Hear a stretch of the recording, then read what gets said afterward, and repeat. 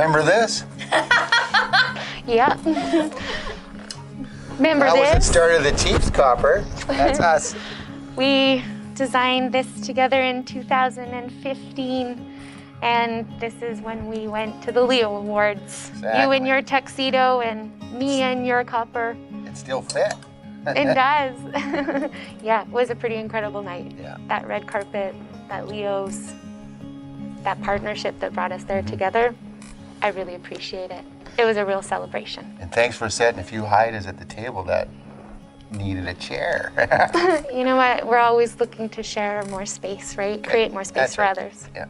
We, as a team here, and myself, of course, have always explained to people, customers and clients and reporters alike, that this is a collaboration. And the collaboration has 7 Indigenous artists underneath its umbrella. We're proud to say that it continues to grow every year. Well, I've known about Chloe Angus Designs for many years. I've worn her wraps for many years, hers from the Spirit Collection. And so I just love all of her designs that she does. She's done some business with my partner, who's a chief up in the Chilcotin community. And she recently designed my wedding dress for our wedding.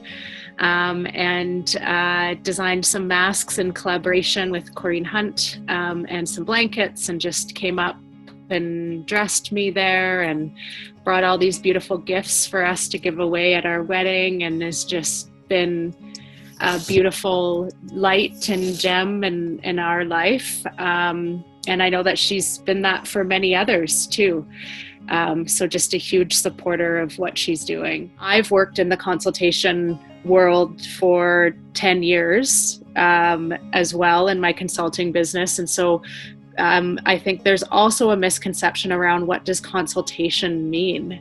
Right. And how do we define that in our country, working with Indigenous peoples? And so from what I've seen around what Chloe Angus does around consultation and consent is working in collaboration with and with Indigenous designers who have their own art and have their own right to that art, and work in collaboration back and forth on designs. And she also will not like sell the design or put it on the market without permission. And that to me is rightful consultation. Okay, so 6 months ago I gave you consent, and now I'm feeling a certain way about that art and I don't want it out anymore. And so Chloe will pull that piece, which is rightful consultation and consent from my perspective and doing work between Indigenous and non-Indigenous peoples. Blending together my designs with her fabric years and years ago. I kind of take control of the designs. Chloe's in control of the fashion and the fabric side. Our collaboration has been such an easy passage that I'm really surprised at what some people say lately. And rather than get into the politics of art, I prefer just to do the art. And I guess it's time someone said something other than from maybe what you hear echoing out there, wherever out there is. My preference is to just do the art, forget the politics. Really what it comes down to me is the creative process. Yeah. And I see that Uncle Claire loves the creative process with Chloe. And to me, that's what I'm here to support. I want to keep the creative process rolling. And I want to share the luxury, like it's comfortable. Yeah. Everybody deserves to be comfortable. Everybody deserves to be cool. Everybody deserves to feel included and cultural and feel proud of the collective community. I strongly believe that as Indigenous people, we need to have strong allies to be able to move our to be able to move our initiatives forward, to be able to realize reconciliation in this country, and to not wait for government to realize reconciliation for us, but to be doing reconciliation on the ground and in our families and in our partnerships and in our businesses. So when I see a successful clothing designer like Chloe Angus, who has a background of appreciation for Indigenous art and is married to an Indigenous man, to see her want to weave in our Indigenous designs and culture into her business, it makes me really excited. So my Uncle Claire introduced me to Chloe almost 10 years ago.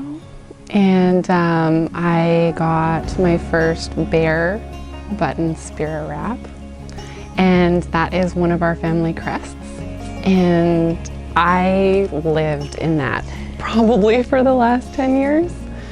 I thought it was so cool that I could wear my crest and be cool and stylish.